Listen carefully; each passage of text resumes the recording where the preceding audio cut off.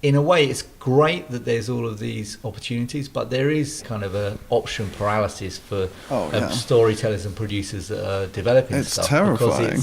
Because you could rely on the on the 11-minute or the 22-minute. You've got a little bit of a guideline there. Whereas if it doesn't have those restrictions, sometimes it can be a bit.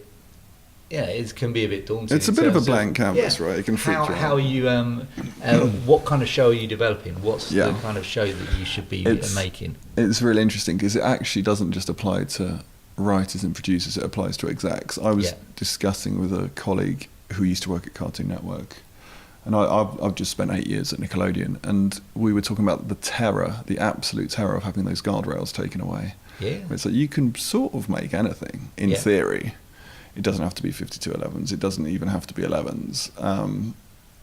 It comes back to like what works for the storytelling. And something that whenever I speak to writers, something they love is that if they write a good solid episode and say it's 20 pages, they don't have to then squeeze that into 11 minutes. Yeah. And that's some of the very positive feedback we've had. And it's something that I really like. I love the idea that an episode is as long as that story should be. Yeah.